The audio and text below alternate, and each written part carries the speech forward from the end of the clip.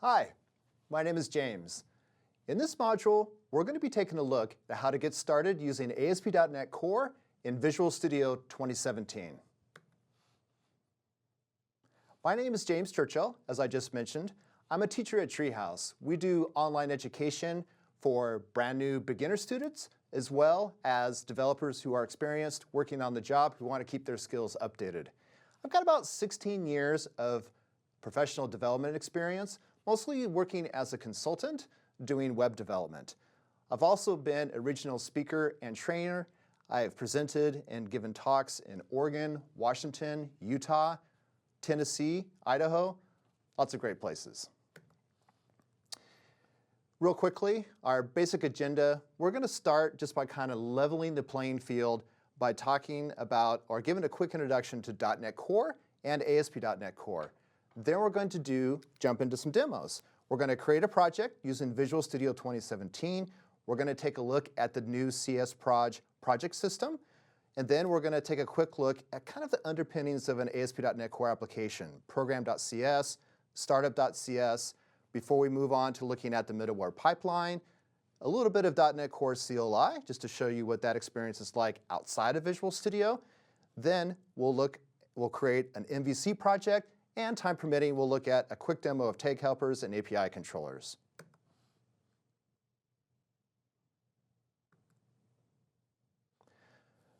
So to start, let's just give a quick overview of what .NET Core is. So .NET Core is an open source, cross-platform version of .NET. It's supported on Windows, Mac OS, and Linux. It's a subset of the full .NET framework. So application models like WinForms, WPF, and ASP.NET Web Forms are not part of .NET Core. Now .NET Core and ASP.NET Core are delivered as a set of granular, well-factored NuGet packages. This gives you a pay-for-what-you-use model.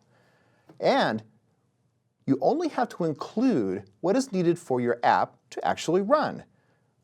So you can deploy .NET Core with your app, or it can be installed side by side in the user account or machine-wide. If deployed with your app, you only deploy what your application needs. This keeps things running fast and lean. .NET Core only supports a single app model, console apps. So that might seem a little limiting, but as we'll see when we create our ASP.NET Core project, other app models can be built on top of that. ASP.NET Core is a significant redesign of ASP.NET. It's a complete rewrite of the ASP.NET Web Framework. This is the biggest release of ASP.NET since version 1.0. To give you an idea, it's no longer based on System Web DLL. Having a clean break from the past gave the ASP.NET team the ability to develop a fast, modern, cross-platform web framework to meet their stated design goals. It runs on .NET Core or the full .NET framework. This gives you the choice and flexibility to use the framework that best supports your situation. In this session, we're going to be primarily using the .NET Core tooling that's available in Visual Studio 2017. The .NET Core tooling also includes the .NET Core Command Line Interface, or CLI. That gives you the ability to develop applications outside of Visual Studio, which is important if you're doing cross-platform development. When you install Visual Studio 2017, you'll see that there's a brand new installation experience. Part of this is selecting what workloads you want to include as part of your Visual Studio installation. In order to get the .NET Core tooling installed and ability to develop ASP.NET Core applications, you're going to want to select the ASP.NET and web development workload. This will give you tools to develop ASP.NET and ASP.NET Core applications. So that's enough introduction. Let's go ahead and jump right into some demos. And the very first one that we're going to do is we're going to use Visual Studio 2017 to create our first project. From the New Project dialog, we have two options available to us. We have a web application template here for .NET Core and one for the full .NET framework. Typically, you're going to want to target .NET Core. This gives you the ability to develop or deploy your application onto non-Windows platforms, and you can also take advantage of the Docker tools in Visual Studio. But if you need a feature that's not yet part of .NET Core or available there, then you might need to target the full .NET framework. But for this example, we're going to go ahead and target .NET Core. For my application name, I'm going to name this something creative, like First ASP.NET Core App. I spent a lot of time thinking about what to name my projects, and you can probably tell. And then I'm going to click OK. Now, this will take you to the second part of the project setup. You're familiar with this if you've created ASP.NET projects before. This allows us to pick the specific ASP.NET Core template that we want to use to create our project. We have empty, web API, or web application. For our first project, I'm going to go ahead and select the empty. Down here, you'll notice that there's a checkbox to enable Docker support. We're not going to cover Docker in this module, but that's what you would check in order to do that. Over here on the right, just like you've seen before, you can change your authentication options. And we currently have no authentication selected. We'll keep that way just to keep things simple. And then I'll click OK to create our project. As soon as our project is loaded here in the Solution Explorer, the first thing I want to call attention to is this new Dependencies folder. This used to be called References. Inside of here, if we expand this, we can see a NuGet folder, which contains our NuGet packages that we're referencing, and an SDK folder. The Microsoft.NET Core.app is the .NET Core framework that we just targeted. Now, if you look at our other files here in the project, we'll see program.cs and startup.cs. But you'll notice that there's something missing here if you've done ASP.NET Core development before. There's no project.json file. And why is that? Well, the new project system inside of Visual Studio 2017 that's part of the .NET Core tooling is based on MS Build. So to be clear, this is not the CS proj that you know and, well, probably generally dislike. There have been many improvements made to MS Build in order to accomplish what they wanted to accomplish with ASP.NET Core applications. Not the least of which is that we can now right-click on our project and select Edit First ASP.NET Core App CS Proj. And we can do this without having to close the project or unload it. Now, probably the first thing that you'll notice when you see the new CS Proj format is look at how few elements there are within the CS Proj. If you're anything, in my experience, if it's anything like my experience, you're used to seeing a lot of elements here.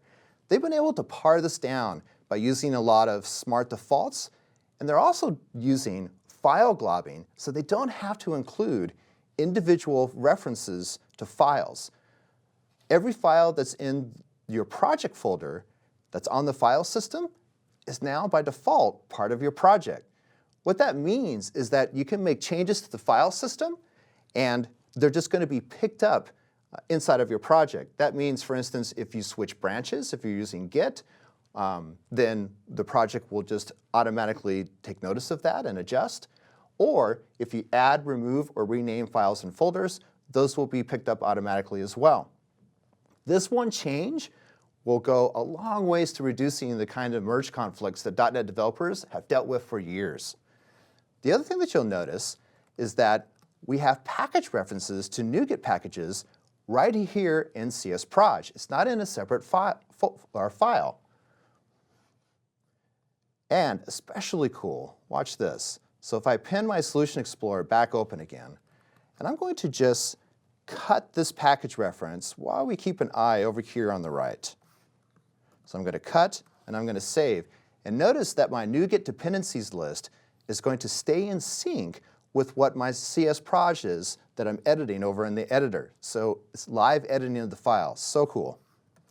And if I undo and save again, then that reference is going to come back. You'll notice that there's a little bit of a caution or a yield sign that was there. That's the package being restored so that it's available to our project to use. If you've done ASP.NET Core development before, and let's say you have an existing project, you may have a project.json file that you're going to want to migrate as you bring it forward into Visual Studio 2017. Well, it's not a matter of that you might want to, you're going to have to. The new CSproj MS Build project system is the only way that you can develop projects, ASP.NET Core projects, in Visual Studio 2017. Now, something to take note is that in Visual Studio 2015, the preview tooling only supports project.json, that project system. So when you migrate to 2017, it's a one-way trip into 2017. Though that may not be as big of a deal as it sounds, Visual Studio 2017 installs side by side with Visual Studio 2015. So you should be, if you have projects that you want to keep over on Visual Studio 2015, if you're working on a team and maybe you're moving ahead, just coordinate with your developers on your team and make sure that everyone is prepared to do what they need to do to keep up with that change to the project. Now, let's go ahead and switch gears and move on to looking at program.cs. Program.cs is a simple class. It has a single static method, static void main. Now, astute .NET developers who are watching the live stream here will probably look at this and think, this looks like a console app. And you know what? You'd be right. As I mentioned a bit ago, .NET Core only supports a single app model, console apps. So this is the entry point into our application. Now, what makes our app an ASP.NET Core app is that the main method is creating a host, building that host, and then running that host so it can listen for HTTP requests. Now, we use the web host builder to create the host. It's a Fluent API, so we can just dot off of web host builder, the new instance, and call methods to configure our host. The first one that you see here is a method use Kestrel, and this tells the host to use the Kestrel web server.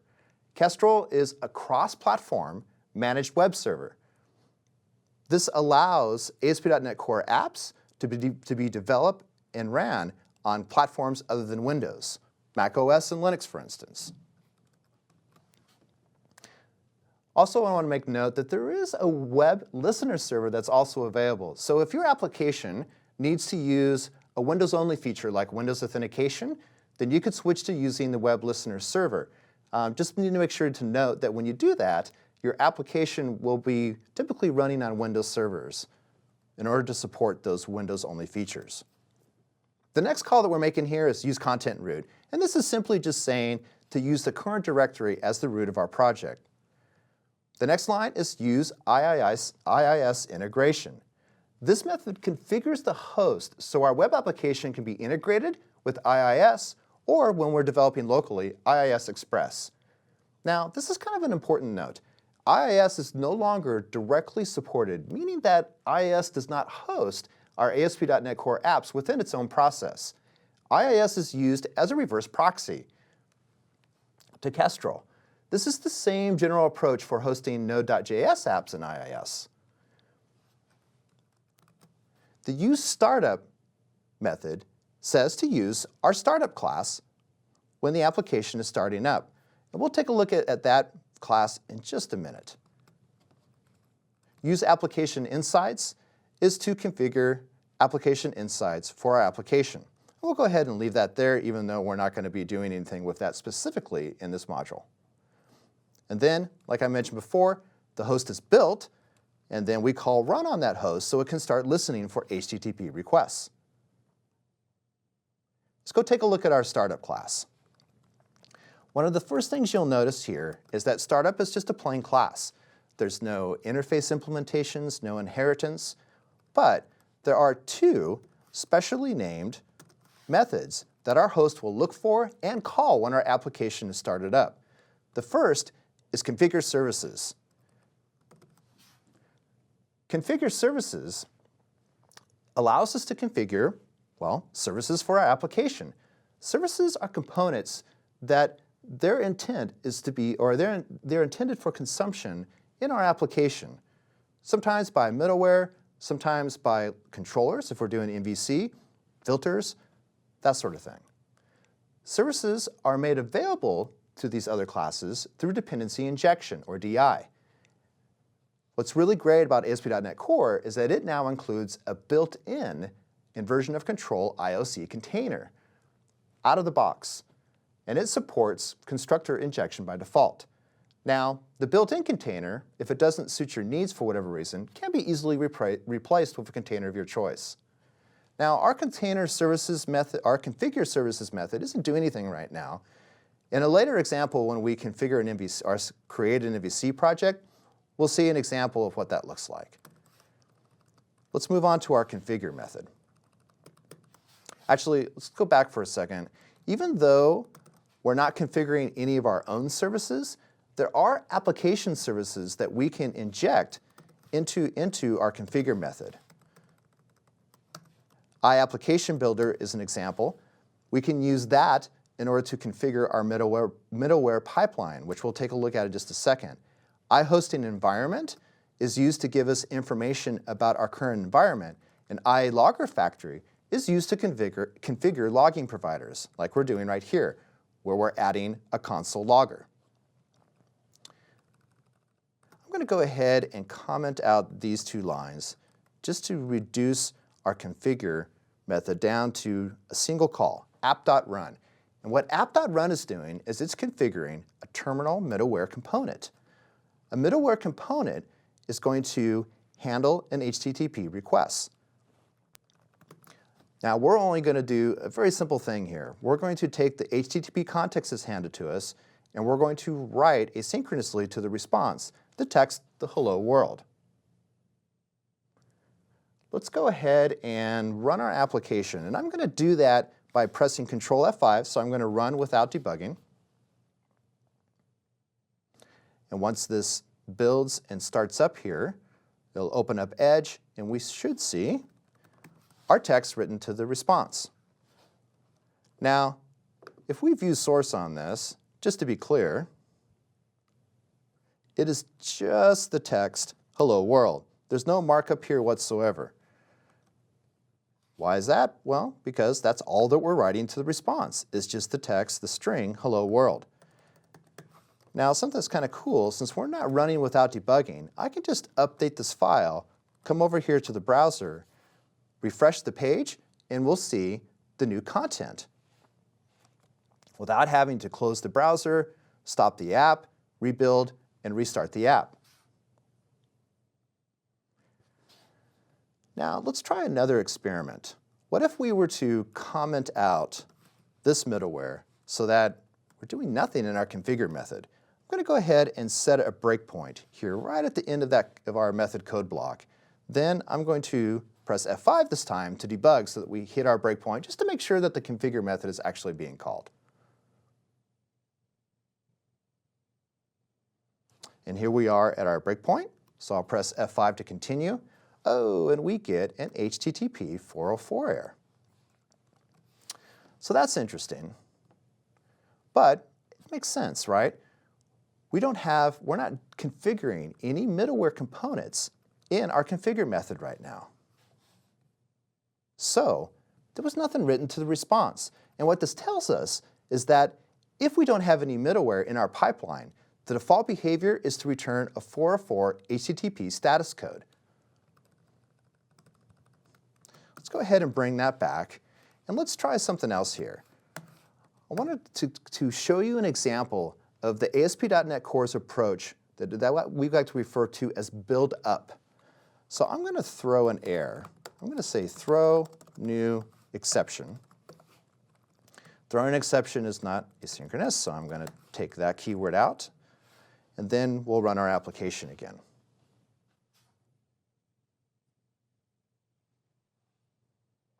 We hit our breakpoint. Oh, and there's our exception.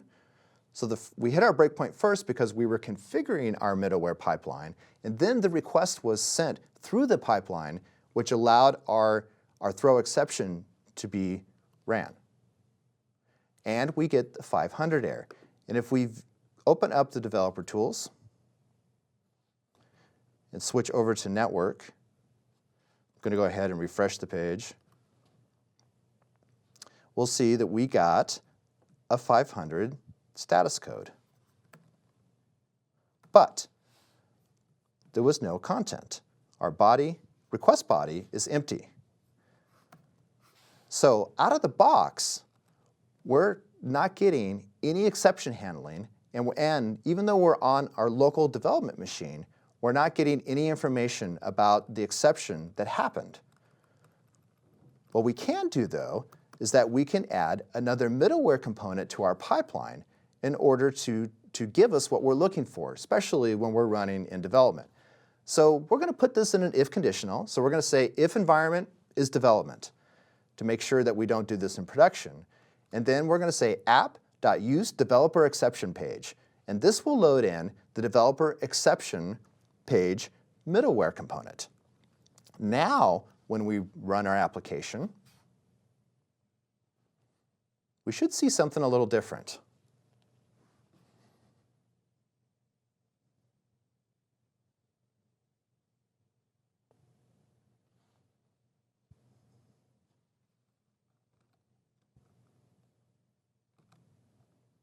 And it looks like we might be hung up here. Let's give it another second. Okay, I'm going to go ahead and stop. Oh, there we go, and I'll close Edge. And we're just going to restart and see if we can get this to run again.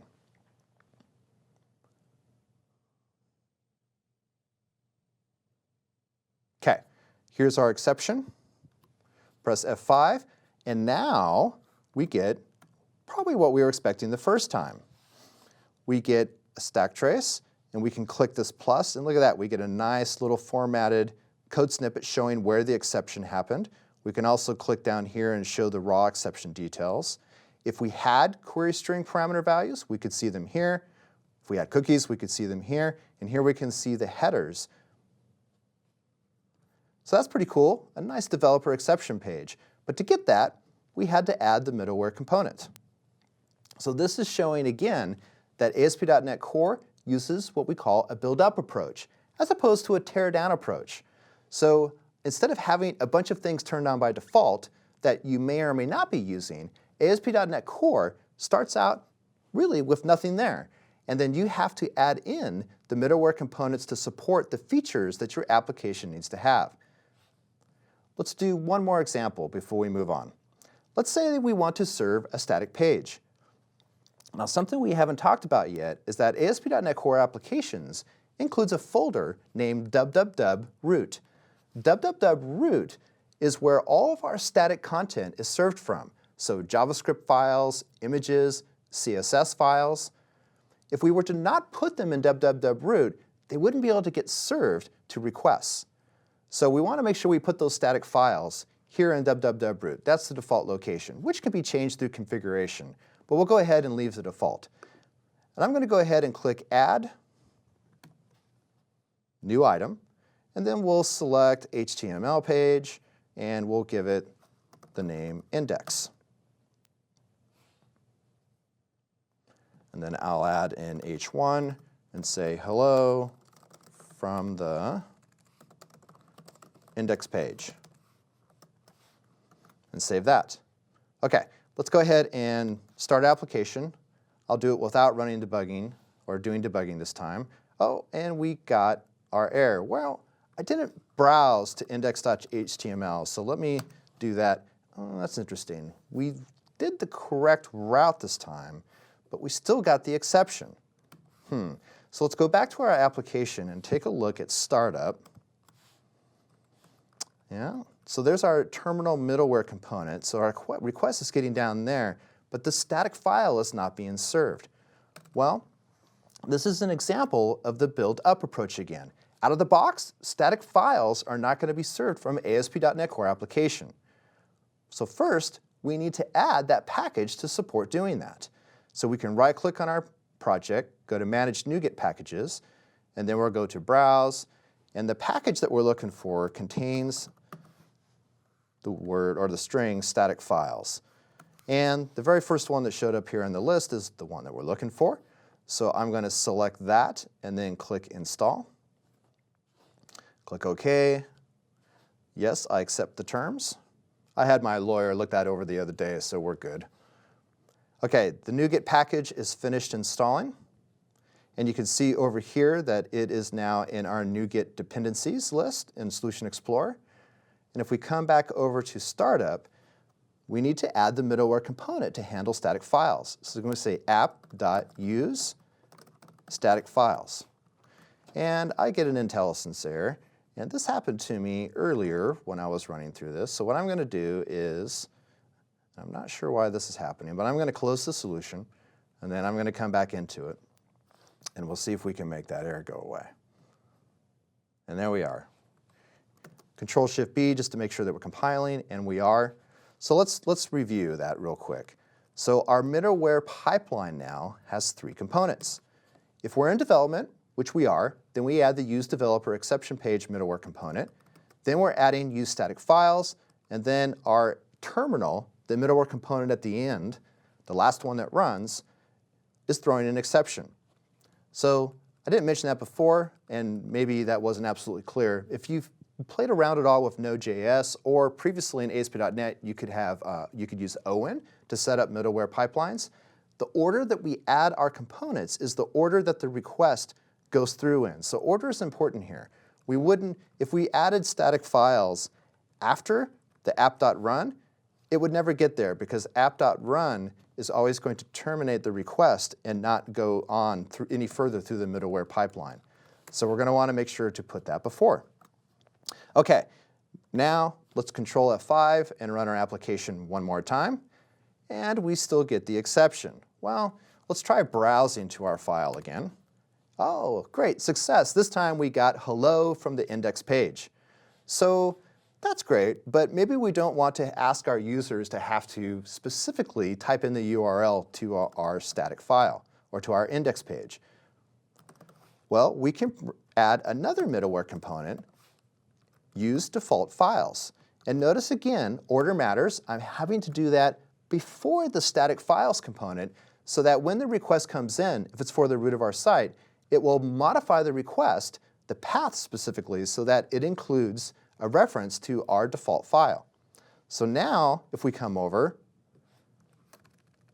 and take off the specific reference to the page, now we get our default index page without having to browse to it specifically. And notice that we're not getting to the end of the middleware pipeline anymore because use static files, well, let's take a step back. Use default files, modified the request, so it's looking for index.html.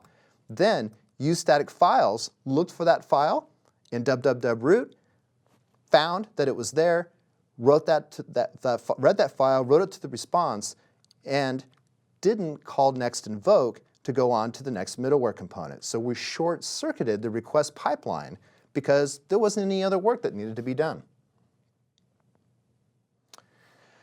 So that is a very quick overview of middleware components. There's a lot you can do with middleware components. You can write your own custom middleware components.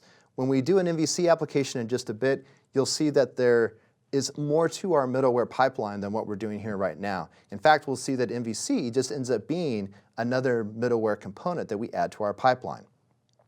Now, what I want to do at this point is I want to show you a quick demo of using the .NET Core CLI to add a class library project to our solution. So why is this important? Well, if you're working in a mixed environment or a team that's not just working on Windows only, let's say you have some developers, some front-end developers that are on Mac OS, they're going to want the ability to be able to create projects using a new project system, so CS Proj, and add those projects potentially to the solution.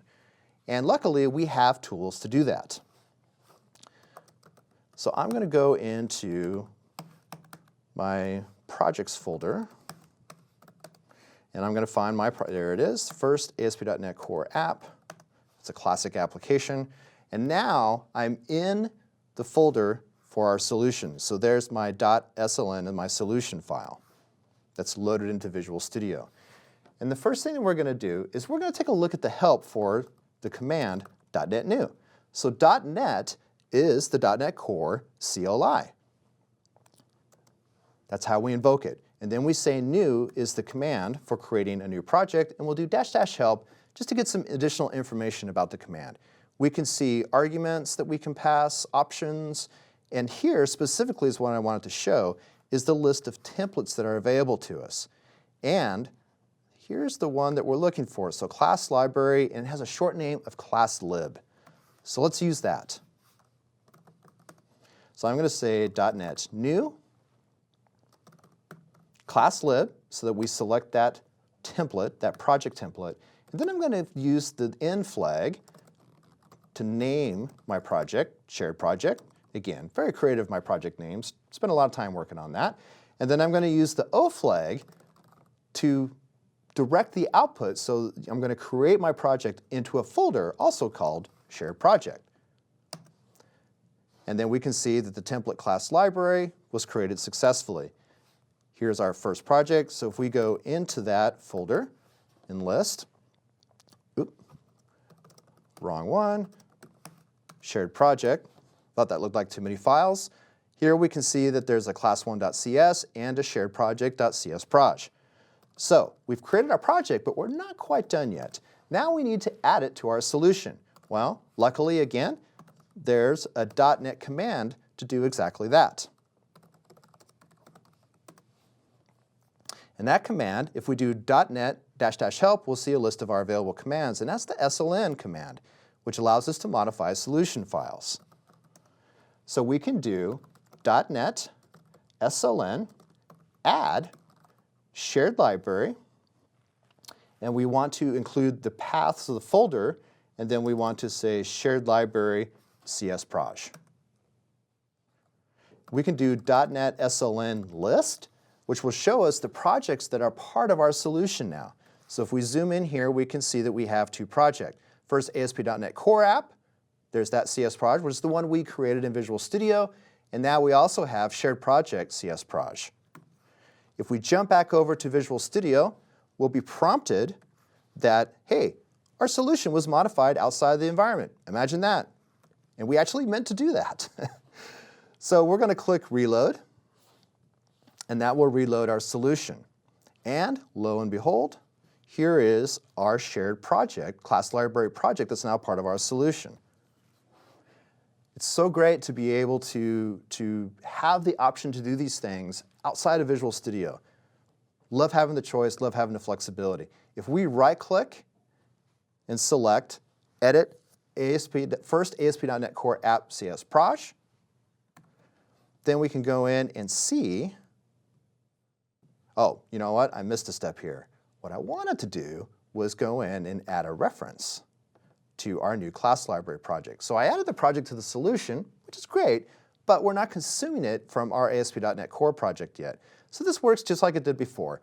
You right-click, you add a reference to a project that's in your solution, you select it, and say OK. But you notice as soon as I did that, now we have a project reference element in our csproj. And look at that. Look how clean that is. It's just the path to the project file. No GUIDs to look at. Really easy to do. In fact, we could have just edited this by hand if we knew that this was in fact the XML that it was going to generate. All right, moving on. Now it's time to go ahead and create our first MVC application. So I'm going to close this project, and we're going to go back to using the new project dialog. We can do that here from the start page. You can see that there's some templates here that we've recently used. Here's ASP.NET Core, Web Application.NET Core. Yep, that's the one we want to use. That takes us right to where we want to be. And this time, I'm going to name this first ASP.NET Core MVC app. And then click, and we're still targeting .NET Core, and we'll click OK. But this time, though, instead of empty, we'll choose the web application. We're still not going to use Docker.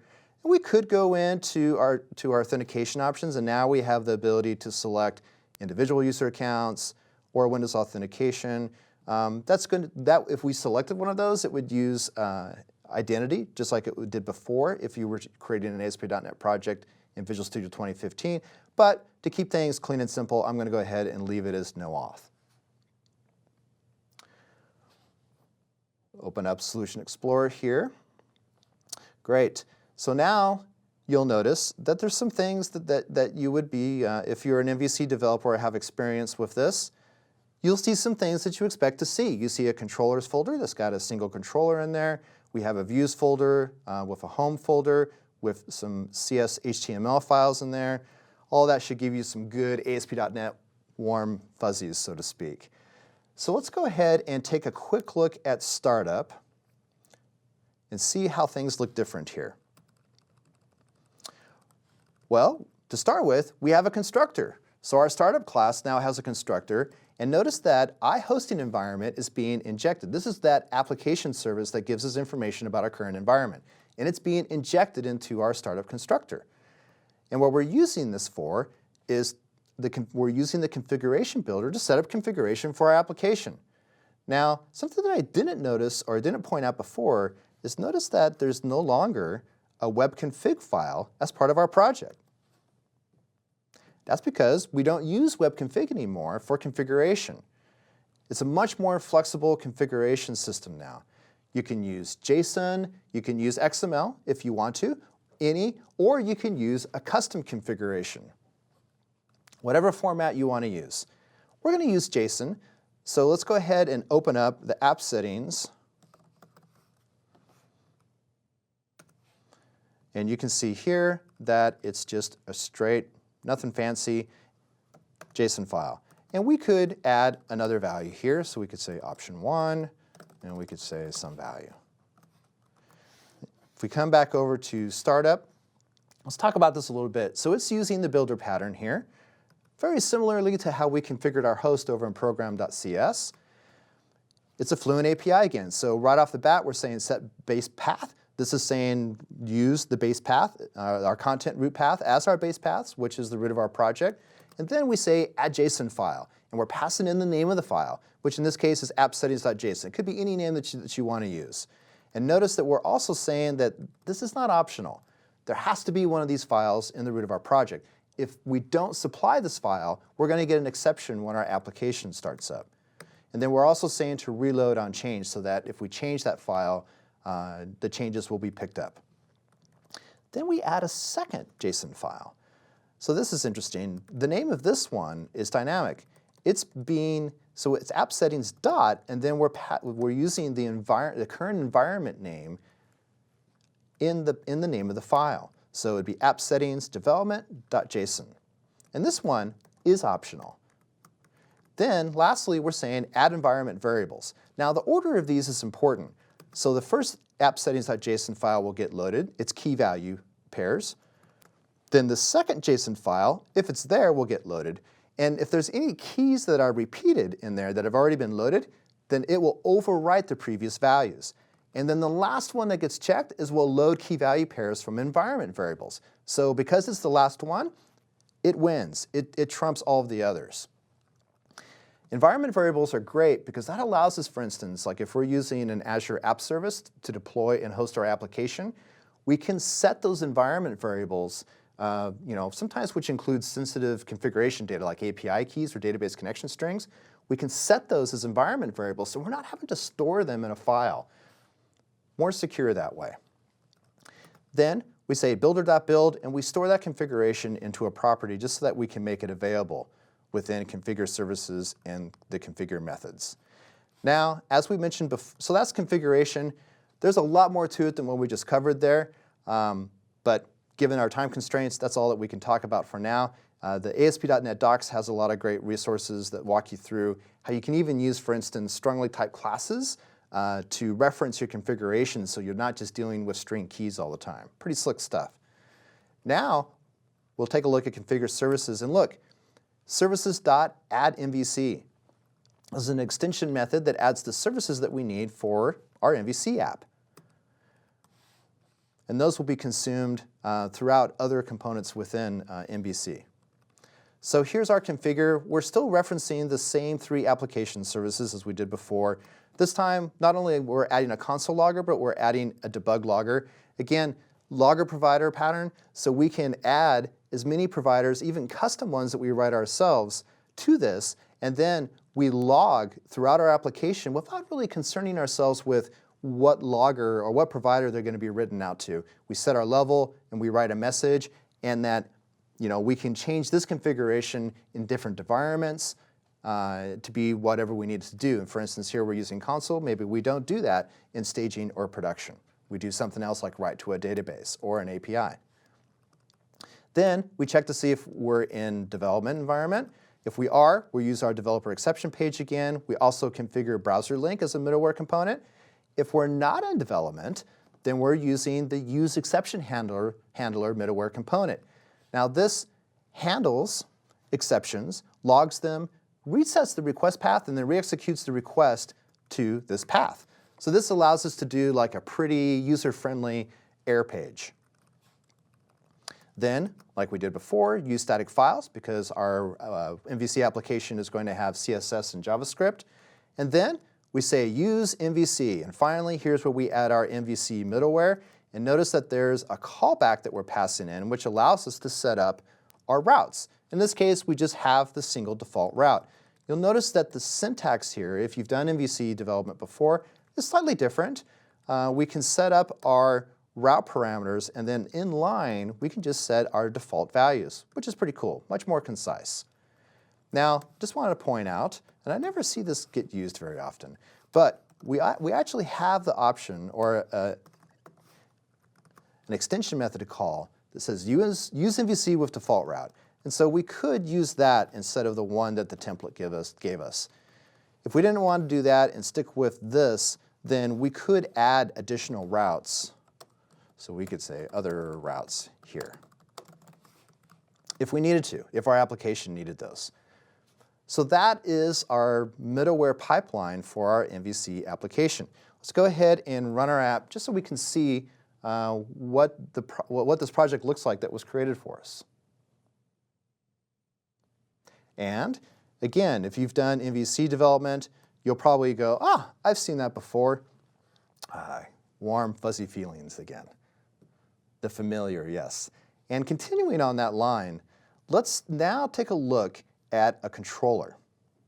So even though what we've seen, ASP.NET Core changes a lot of what's going on underneath, there's a lot that also will feel very familiar. So a lot of that host configuration and the startup and configuring services and middleware pipeline, a lot of that tends to be front-loaded in the development process. And even though you might make changes here and there, that work tends to be done up front. And then the day-to-day activities, you're working with controllers, you're working with views, you're working with your models and the database. That's the kind of stuff that you do maybe 80–90% of the time. And luckily, ASP.NET Core follows a lot of the same ways of doing things that we had in the previous version. Here's our home controller. Notice that it inherits from a controller base class. Here's an action method. Now, instead of an action result concrete type, it is using an iActionResult interface, but the naming is similar, so that will feel very familiar. And then notice that we're returning a result, an action result, by calling view, which is defined in our base class. And then here's our about and contact action methods, and here's that error method that provides our friendly error message page to our users. So those are controllers. You know what? Let's just add a new action method. So I'm going to say public action result, and I'm just going to call this one customers. I'm going to imagine that we're have a list of customers on our website, and I'm going to say return view. Now, I'm going to right-click on this and point out that this is something that I think will get fixed probably relatively soon. But what you would expect to see here is add view, to invoke scaffolding to add that view. And it's not in the menu.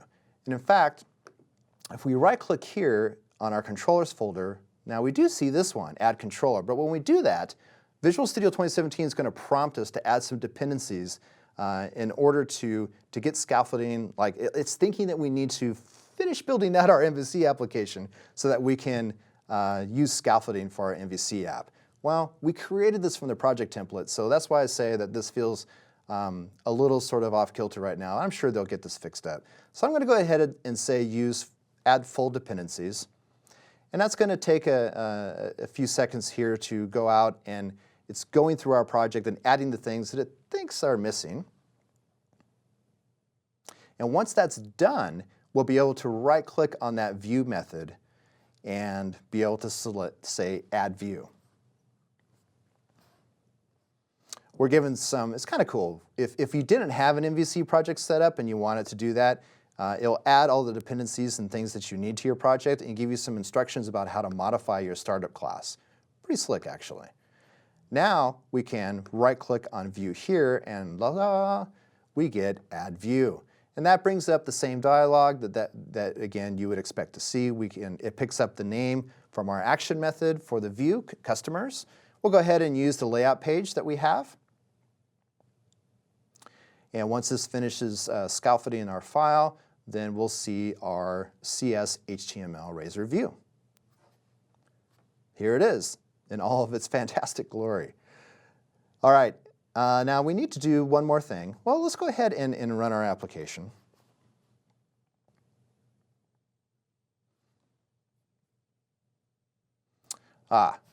So the one more thing, as you probably would guess, is that we don't have a menu item to get to our customers, but we can, it's not, home is our controller, and customers is our action. And there it is. But we want to be able to give or have a menu item for our users. So let's go ahead and do that. So I'm going to go into Shared, and I'm going to pick Layout. Notice that we have two layout pages. Again, this is part of that dialog that came up that said Add Dependencies. It erroneously adds this layout CS_HTML without an underscore.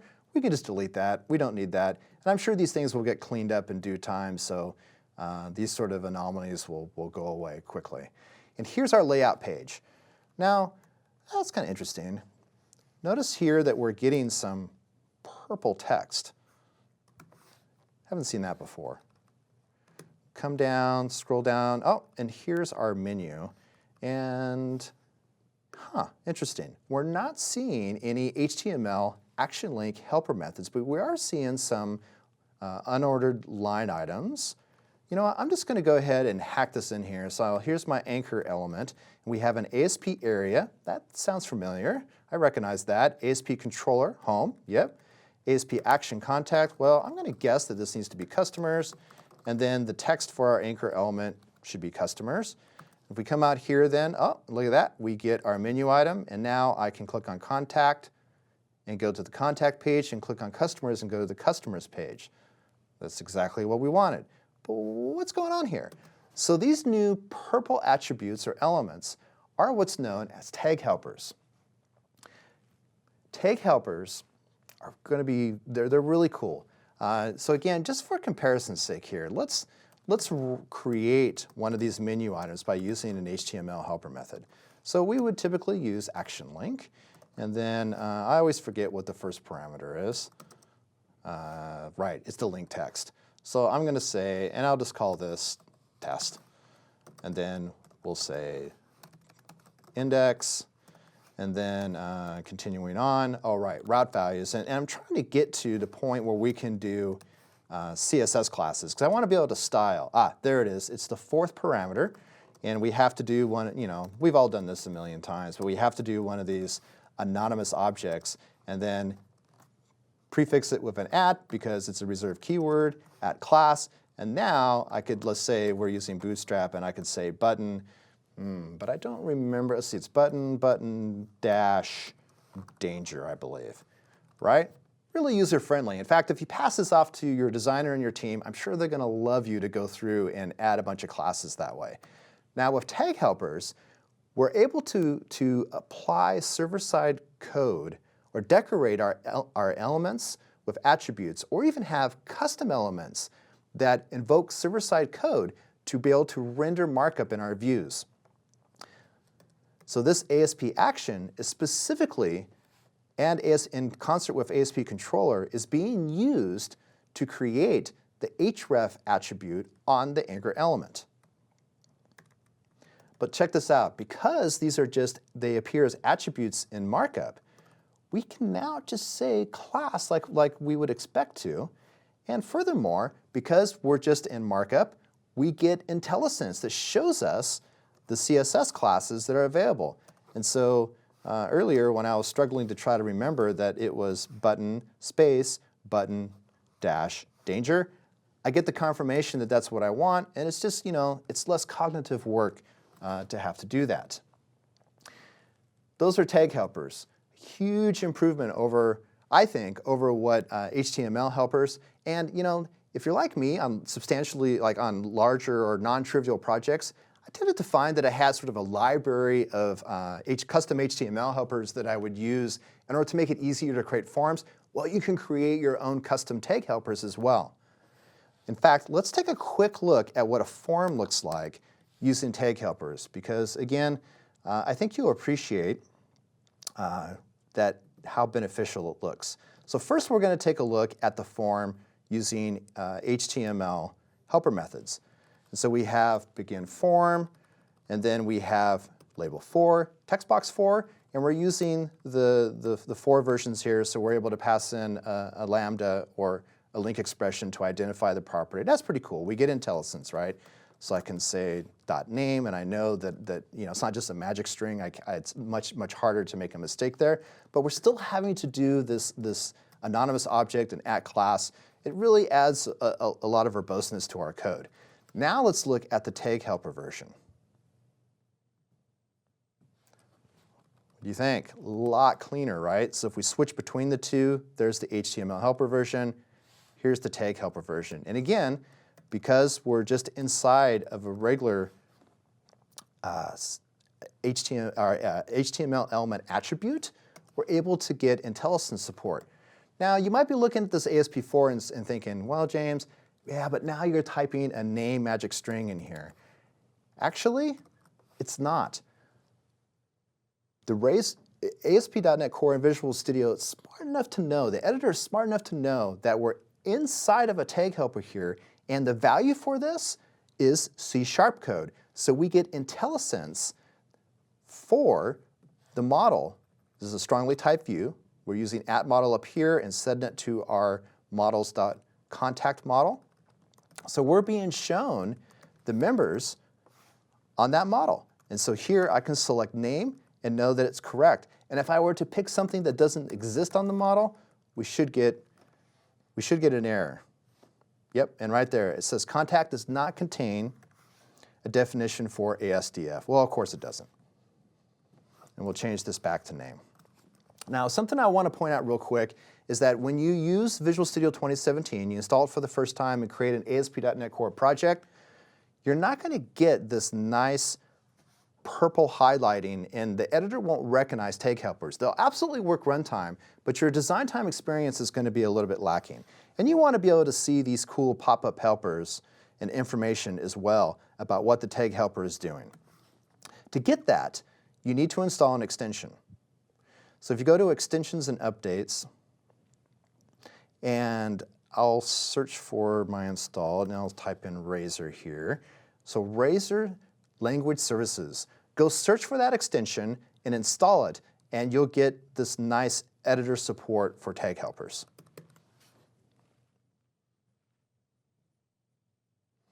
The last thing that I want to look at here real quick is API controllers.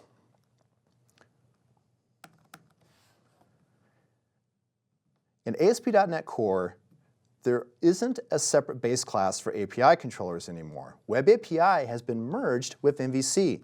So you'll notice that our contacts controller, which this is an API controller, is inheriting from the same controller base class that our MVC controller did.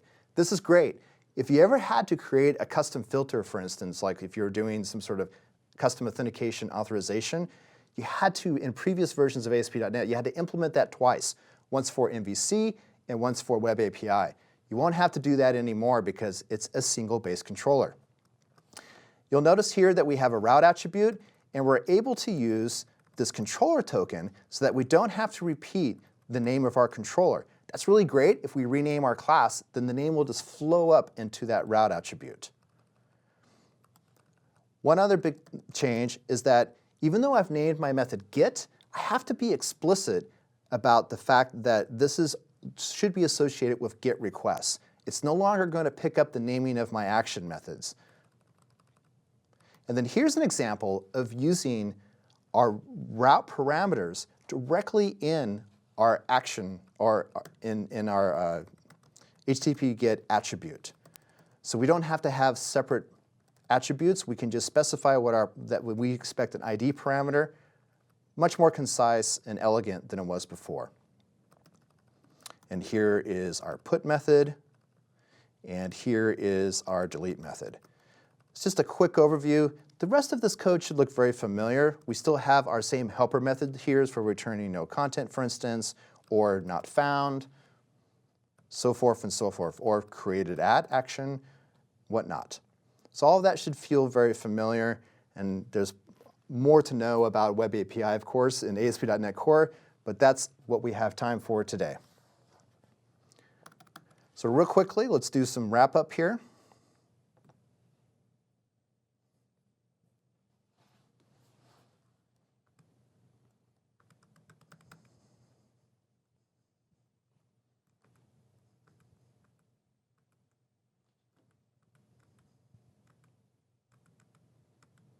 And get to the right place in the slides. Sorry about that. Excellent. Here's our wrap up. So what didn't we cover? We didn't cover deployment. We didn't cover Docker. We didn't cover Entity Framework Core, which is a new lightweight cross-platform version of Entity Framework.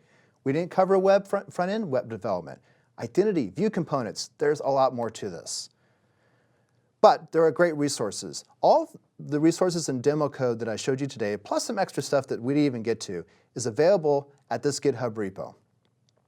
And if you want to dig further into this, be sure to check out these Microsoft Virtual Academy courses on ASP.NET Core. There's an introductory course, there's an intermediate course, and there's a more advanced cross-platform course. These are taught by Scott Hanselman and Maria Nagaga. Really great content that's freely available. Go check it out. Also, as I mentioned in the beginning, I work for Treehouse. We have a 7-day free trial that gives you our full access to our library. A lot of great C#.NET content up there, including a workshop that I did on ASP.NET Core. So go to teamtreehouse.com and start your learning there today. Thank you very much for tuning in. And that's all that I've got. See you later.